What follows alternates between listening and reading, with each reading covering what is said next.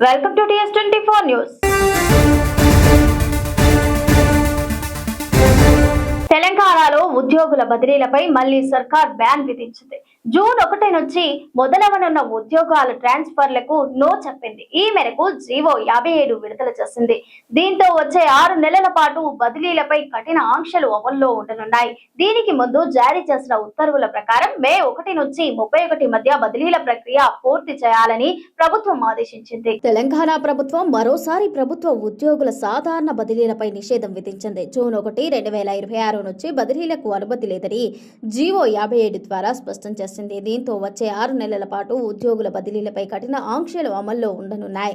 మే నెలలో నిర్వహించిన బదిలీల ప్రక్రియ ముగియడంతో ప్రభుత్వం ఈ నిర్ణయం తీసుకుంది. దీనికి ముందు జారీ చేసిన ఉత్తర్వుల ప్రకారం మే 1 నుంచి 31 మధ్య బదిలీల ప్రక్రియ పూర్తి చేయాలని ప్రభుత్వం ఆదేశించింది.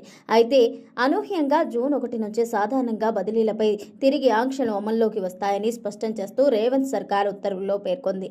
దీంతో వచ్చే 6 నెలల పాటు సాధారణ ఉద్యోగుల బదిలీలు నిలిచిపోయే అవకాశం ఉంది. ప్రత్యేక పరిపాలన అవసరాలు లేదా ప్రభుత్వ అనుమతితో జరిగే బదిలీలకు మాత్రం మినహాయింపులు ఉండే అవకాశం ఉంది. మే నెలలో బదిలీ పొందని ఉద్యోగులు తదుపరి సడలింపు కోసం వేచి చూడాల్సిన పరిస్థితి ఏర్పడుతోంది. ఎల్ నినో ప్రభావంతో తెలుగు రాష్ట్రాల్లో ఒకవైపు ఎండలు, మరోవైపు వర్షాలు కొనసాగుతున్నాయి. తెలంగాణలో రాబోయే 3 రోజుల పాటు కొన్ని జిల్లాల్లో తేలికపాటి నుంచి మోస్తారు వర్షాలు కురిసే అవకాశం ఉందని వాతావరణ శాఖ తెలిపింది. అదే సమయంలో ఉష్ణోగ్రతలు క్రమంగా 2 నుంచి 3 డిగ్రీల వరకు తగ్గే సూచనలున్నాయి. ఎల్ నినో ప్రభావంతో ఏపీ, తెలంగాణలో హీట్ వేవ్ కొనసాగుతోంది. పలు జిల్లాల్లో తీవ్ర ఎండలు, ఉష్ణోగ్రతలు పెరుగుదలతో జనబల్లాడుతున్నారు. మరోవైపు కొన్ని ప్రాంతాల్లో అకాల వర్షాలు కూడా కురుస్తున్నాయి. వాతావరణంలో తీవ్ర మార్పులతో ప్రజలు ఇబ్బందులు ఎదుర్కొంటున్నారు. పగటి ఉష్ణోగ్రతలు సాధారణం కంటే ఎక్కువగా నమోదవుతున్నాయి. ఎండలు, వర్షాలతో ఆంధ్రప్రదేశ్, తెలంగాణలోని విభిన్న వాతావరణ పరిస్థితులు నెలకొన్నాయి. ఈ తరుణంలో తెలుగు రాష్ట్రాల్లో వాతావరణ పరిస్థితులపై వాతావరణ శాఖ కీలక అప్డేట్ ఇచ్చింది.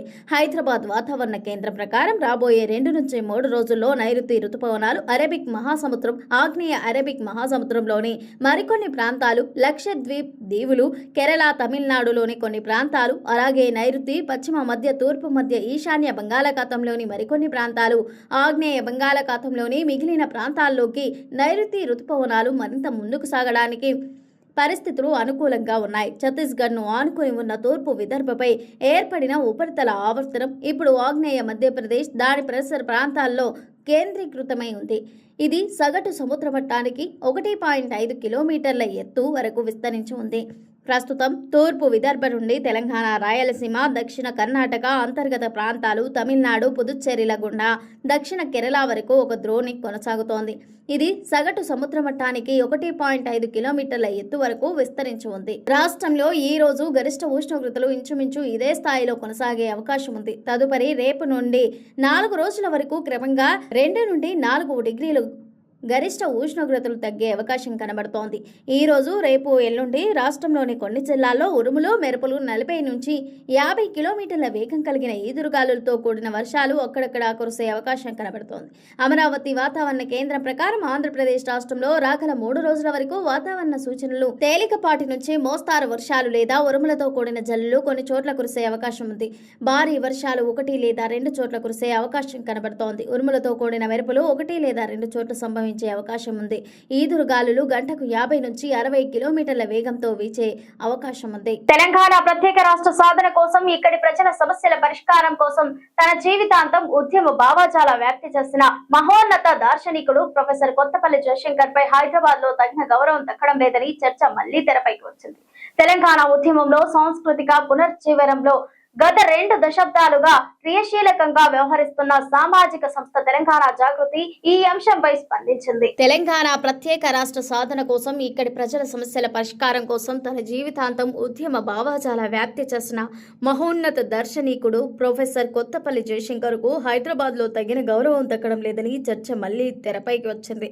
తెలంగాణ ఉద్యమంలో, సాంస్కృతిక పునరుజ్జీవనంలో గత 2 దశాబ్దాలుగా క్రియాశీలకంగా వ్యవహరిస్తున్న సామాజిక సంస్థ తెలంగాణ జాగృతి ఈ అంశంపై స్పందించింది. హైదరాబాద్లోని ప్రతిష్టాత్మక ట్యాంక్ బండ్పై జయశంకర్ సార్ కాంస్య విగ్రహాన్ని అధికారికంగా ప్రతిష్ఠించడానికి అనుమతినివ్వాలని కోరుతూ తెలంగాణ జాగృతి అధ్యక్షురాలు కల్వకుంట్ల కవిత రాష్ట్ర ప్రభుత్వానికి ఒక లేఖ రాశారు. తెలంగాణ ఎదుర్కొంటున్న అనేక వివక్షలకు, సమస్యలకు ప్రత్యేక రాష్ట్ర ఏర్పాటు ఒక్కటై ఏకైక మార్గమని నమ్మి పల్లె పల్లెకు తిరిగే ఉద్యమ ఆవశ్యకతను వివరించిన మహోన్నతుడు జయశంకర్ సార్ అని కవిత కొనియాడారు. వారి స్ఫూర్తితోనే ఇప్పటికే తెలంగాణ జాగృతి సంస్థ 4 జిల్లా కేంద్రాల్లో జయశంకర్ గారి నిలువెత్తు విగ్రహాలను ఏర్పాటు చేసి గౌరవించుకుందని గుర్తు చేశారు. అయితే తెలంగాణ ప్రత్యేక రాష్ట్రం సిద్ధించి 12 ఏళ్లు గడిచినప్పటికీ ఆ మహానీయుని కాంస్య విగ్రహాన్ని రాష్ట్ర ప్రభుత్వం రాజధాని నగరంలో అధికారికంగా ఏర్పాటు చేసుకోకపోవడం అత్యంత దురదృష్టకరమని ఆమె ఆవేదన వ్యక్తం చేశారు. గతంలో 2017 జూలైలోనే ఈ విషయమై జాగృతి తరఫున ప్రభుత్వానికి నివేదించినప్పటికీ ఆశించిన స్పందన రాలేదని పేర్కొన్నారు. మహానీయులను గౌరవించుకోవడం అంటే మన చరిత్రను మనం గౌరవించుకోవడమేనని, అందుకు జయశంకర్ సార్ విగ్రహం హైదరాబాద్ లో కొలువు తీరటం ఒక చారిత్రక అవసరమని లేఖలో స్పష్టం చేశారు. ట్యాంక్ బండిపై ప్రస్తుతం యుద్ధ ట్యాంకర్ ఉంచిన స్థలానికి పక్కన ఉన్న ప్రాంగణం ప్రొఫెసర్ జయశంకర్ గారి విగ్రహ ఏర్పాటుకు అత్యంత సముచితమైనదిగా తెలంగాణ జాగృతి ప్రతిపాదించింది. ఈ విగ్రహ స్థాపనకు అయ్యే పూర్తి నిధులను ప్రభుత్వ రూపాయి సహాయం లేకుండా తమ సంస్థే పూర్తిగా భరిస్తోందని కవిత స్పష్టం చేశారు. కేవలం విగ్రహాన్ని ఏర్పాటు చేయడమే కాకుండా భవిష్యత్తులో ఆ విగ్రహ సరఫరా, పర్యవేక్షణ, గ్రీనరీ నిర్వహణ బాధ్యతలను కూడా తామే చూసుకుంటామని ప్రభుత్వం ముందు ప్రతిపాదనలు ఉంచారు. ఇందుకు సంబంధించిన పూర్తి నమూనా ప్లాన్ డాక్యుమెంట్లను కూడా లేఖతో జతపరిచారు. ఈ ఏడాది ఆగస్టు 6న రాబోయే ప్రొఫెసర్ జయశంకర్ సార్ జయంతి నాటికి విగ్రహ ఏర్పాట్లు పూర్తయ్యేలా ప్రభుత్వం తక్షణమే స్పందించి తగు అనుమతులు మంజూరు చేయాలంటూ కల్వకుంట్ల కవిత డిమాండ్ చేశారు. మొత్తం తెలంగాణ ఉద్యమానికి కూడా ఒక దిక్సూచిలాగా ఉండి తెలంగాణ ఉద్యమానికి మంచి సైద్ధాంతిక ప్రాతిపదికనిచ్చినటువంటి ప్రొఫెసర్ జయశంకర్ గారిని ప్రత్యేకంగా తలుచుకుంటా ఉన్నాం. వారిని గత 12 సంవత్సరాలుగా మనము హైదరాబాదులో విగ్రహం పెట్టి గౌరవించుకోలేకపోయినాం.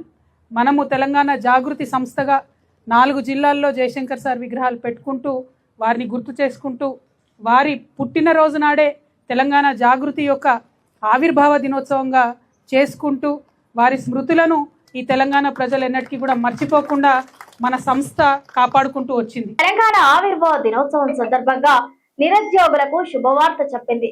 రాష్ట్ర Telangana public service commission ready అయ్యింది. ఈ నేపథ్యంలో ఒక్క రోజే 3 రకాల ఉద్యోగాల నోటిఫికేషన్లు జారీ చేస్తున్నట్లు టీజీపీఎస్సీ చైర్మన్ బుర్ర వెంకటేశం తాజాగా వెల్లడించారు. తెలంగాణ ఆవిర్భావ దినోత్సవం సందర్భంగా జూన్ 2వ తేదీన నిరుద్యోగులకు శుభవార్త చెప్పేందుకు తెలంగాణ రాష్ట్ర పబ్లిక్ సర్వీస్ కమిషన్ రెడీ అయింది. ఈ నేపథ్యంలోనే ఒక్క రోజే 3 రకాల ఉద్యోగులకు నోటిఫికేషన్లు జారీ చేయనున్నట్లు టీజీపీఎస్సీ చైర్మన్ బుర్ర వెంకటేశం తాజాగా వెల్లడించారు. రాష్ట్ర వ్యాప్తంగా ఖాళీగా ఉన్న ఉద్యోగాలను భర్తీ చేసే ప్రక్రియలో వేగాన్ని పెంచడంతో పాటు ఎలాంటి అవకతవకలు లేకుండా పరీక్షల నిర్వహణలో విప్లవాత్మక మార్పులు తీసుకొస్తున్నట్లు ఆయన ప్రకటించారు. ఇక రాష్ట్ర ప్రభుత్వం నుంచి 3,800 ఖాళీ పోస్టుల భర్తీకి అనుమతులు వచ్చినట్లు టీజీపీఎస్సీ చైర్మన్ వెల్లడించారు. ఇందులో అటవీ శాఖలో ఖాళీగా ఉన్న 3,093 పోస్టులను భర్తీ చేస్తామని ప్రకటించారు. ఇక వివిధ శాఖల్లో ఒక్కో పోస్టు చొప్పున 25 ఖాళీలు ఉన్నాయని తెలిపారు. రాష్ట్రంలోని వివిధ శాఖల్లో ఖాళీగా ఉన్న పోస్టుల భర్తీ కోసం ఇక నుంచి రెగ్యులర్ గా నోటిఫికేషన్లను టీజీపీఎస్సీ విడుదల చేస్తుందంటూ స్పష్టం చేశారు. ఇందులో భాగంగానే ప్రతి నెల సగటున 3 నోటిఫికేషన్లను జారీ చేస్తున్నట్లు చెప్పారు. ఈ క్రమంలోనే తెలంగాణ ఆవిర్భావ దినోత్సవం సందర్భంగా 3 కొత్త నోటిఫికేషన్లను రిలీజ్ చేయనున్నట్లు తెలిపారు. ఇక నుంచి టీజీపీఎస్సీ ఏ ఉద్యోగ నియామక ప్రక్రియ ప్రారంభించినా దాన్ని గరిష్టంగా 1 సంవత్సరం లోపే పూర్తి చేసేందుకు చర్యలు చేపడుతున్నట్లు చైర్మన్ బుర్ర వెంకటేశం స్పష్టం చేశారు. అదే సమయంలో ఇక నుంచి టీజీపీఎస్సీ నిర్వహించే అన్ని నియామక పరీక్షలను పూర్తిగా కంప్యూటర్ బేస్డ్ టెస్ట్ విధానంలోనే నిర్వహించనున్నట్లు తేల్చి చెప్పేశారు. సిబిటి వల్ల పేపర్ లీకేజీలకు అవకాశం ఉందని, పరీక్షా పేపర్ను ముందే తయారు చేయడం అనేది కూడా ఇక నుంచి ఉండదని చెప్పారు. ఇక అభ్యర్థులు పరీక్ష రాసిన వెంటనే వారు ఎన్ని ప్రశ్నలకు సరైన సమాధానాలు రాశారో కూడా తెలిసేలా సరికొత్త టెక్నాలజీని తీసుకురానున్నట్లు ఆయన ఒక హింట్ ఇచ్చారు. ఇక టీజీపీఎస్సీ చేపట్టే ఉద్యోగ నియామకాల్లో మొదట నోటిఫికేషన్ విడుదల, ఆ తర్వాత పరీక్ష నిర్వహణ, అనంతరం మెరిట్ లిస్ట్ రిలీజ్ చివరిగా సెలక్షన్ లిస్ట్ అనే దశల్లో ఖచ్చితంగా పారదర్శక విధానాన్ని పాటిస్తామని బుర్ర వెంకటేశం తేల్చి చెప్పారు. పరీక్ష నిర్వహణలో ఎలాంటి లోపాలు లేవు అనే నమ్మకాన్ని అభ్యర్థుల్లో కలిగించడానికే తాము కృషి చేస్తున్నట్లు వెల్లడించారు.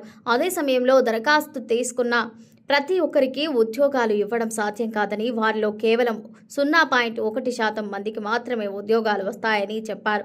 జాబ్ రాని వారు టీజీపీఎస్సీపై దుష్ప్రచారం చేయడం సహజమేనని, అయితే మిగిలిన అభ్యర్థులు వాటిని పట్టించుకోవద్దంటూ సూచించారు. కేంద్ర ప్రభుత్వంలోని యూనియన్ పబ్లిక్ సర్వీసెస్ కమిషన్ అనుసరిస్తున్న అత్యుత్తమ విధానాలని తెలంగాణలో అవలంబించనున్నట్లు బుర్ర వెంకటేశం స్పష్టం చేశారు. పరీక్షల నిర్వహణకు ప్రతిభ భారతి అనే సరికొత్త పద్ధతిని కూడా తీసుకురానున్నట్లు టీజీపీఎస్సీ చైర్మన్ వెల్లడించారు. AP deputy CM Pawan Kalyan మీద తెలంగాణ రక్షణ సేన అధినేత్రి కల్వకుంట్ల కవిత విమర్శలు గుప్పించారు. హైదరాబాద్ లో పవన్ కళ్యాణ్ మీటింగ్ నేపథ్యంలో కవిత విమర్శలు చేశారు. అమరావతిలో రాజధాని కట్టుకోవడం చేత కాదు కానీ తెలంగాణ నవ నిర్మాణం చేస్తారంటూ సెటైర్లు వేశారు. జనసేన అధినేత పవన్ కళ్యాణ్ తెలంగాణ నవ నిర్మాణ సంకల్ప సభ పేరుతో హైదరాబాద్ లో సమావేశం ఏర్పాటు చేసేందుకు సిద్ధమయ్యారు. తెలంగాణ జనసేన నేతృత్వంలో జూన్ 2వ తేదీన తెలంగాణ ఆవిర్భావ దినోత్సవం సందర్భంగా ఈ సభ జరగనుంది.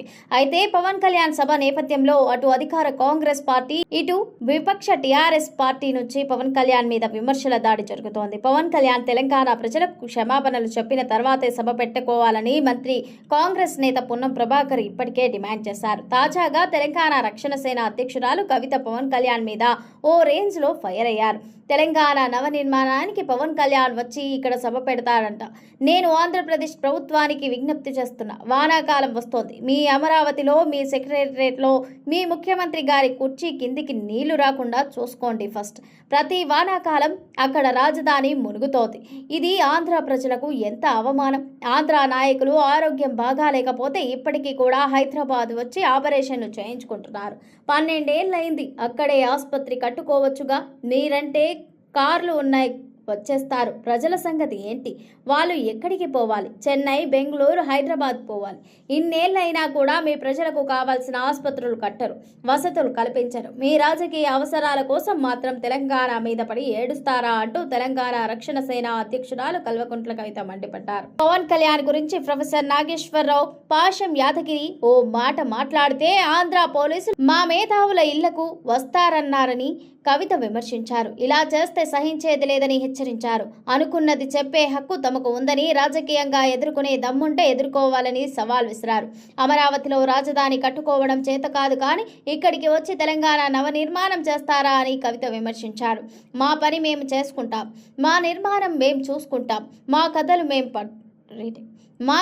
మేం పడతాం. రాష్ట్రం విడిపోయిన ప్రజలు విడిపోలేదు. ప్రజల మధ్య చిచ్చు పెట్టే ప్రయత్నాలు మానుకోండి. అలా చేస్తే మంచిగా ఉండదు. ఈసారి మూతిపళ్ళు రాలుతాయి అంటూ కల్వకుంట్ల కవిత వార్నింగ్ ఇచ్చారు. పవన్ కళ్యాణ్ గారు ఆయన మీద ప్రొఫెసర్ నాగేశ్వరరావు గారు ఒక మాట మాట్లాడారు. అట్లనే నిన్న మన పాశం యాదగిరి అన్న ఒక మాట మాట్లాడంగానే ఇక్కడ వాళ్ళ ఏజెంట్ ఉన్నాడు కాబట్టి ఆంధ్ర పోలీసు వాళ్ళు మా మేధావులు ఇంటికి వస్తుంది. ఇట్లా చేస్తే మాత్రం ఊరుకోం, క్వశ్చనే లేదు. మాకు అన్ని రైట్స్ ఉన్నాయి. మేము అనుకున్నది మేము ఖచ్చితంగా చెప్తాం. రాజకీయంగా దమ్ముంటే దాన్ని ఎదుర్కోండి. మీ కాడ రాజధాని కట్టుకున్నాడు రాదు శాత కాదు కానీ ఇడికి వచ్చాక తెలంగాణ నవనిర్మాణం చేస్తాడు. మా పని మేము చేసుకుంటాం, మా నిర్మాణం మేము చేసుకుంటాం, మా కథలు మేము పడతాం. రాష్ట్రం విడిపోయింది, ప్రజలు విడిపోలే. మీరు ప్రజల మధ్యలో చిచ్చు పెట్టకండి. చిచ్చు పెడితే మాట్లాడేటోళ్ళు లేరు, ఊరుకుంటోళ్ళు లేరు అనుకుంటారేమో. ఇగో ఈ జెండా రాకముందు లెక్క వేరే, ఇప్పుడు లెక్క వేరే. టీఆర్ఎస్ 2.0 ఇక్కడ పెట్టుకుంటే మాత్రం మంచిగా ఉండదు. ఇది వరకు ఒకసారి పెట్టుకున్నారు, రాష్ట్రం వచ్చింది. ఈసారి మూతి పనులు రాలిపడతాయి. కాబట్టి మీరు మా ప్రజల్ని తక్కువ చేసి మాట్లాడడం, మా మేధావుల మీద చేయాలనుకోవడం, లేనిపోని సాంస్కృతిక పెత్తనం మా మీద రుద్దాలనుకోవడం, మీకు అక్కడ రాజధాని కట్టుకోవడం చేతగాక మీ పొలిటికల్ పంచాయతీలను తీసుకొచ్చి మా మీద రుద్దడం. ముందు మీ రాజధాని కట్టుకోండి. మా జిహెచ్ఎంసీ ఎన్నికలలో పోటీ చేసే విషయం మీరు మళ్ళీ ఆలోచించారు. మా జిహెచ్ఎంసీలో ఇక్కడ సెటిల్ అయ్యి ఇక్కడ ఉన్నటువంటి ఆంధ్ర బిడ్డలు మా వాళ్ళు. ఇది ఇవాల్టి బులెటిన్. మరో బులెటిన్ తో మళ్ళీ కలుద్దాం. Stay tune to S24 news.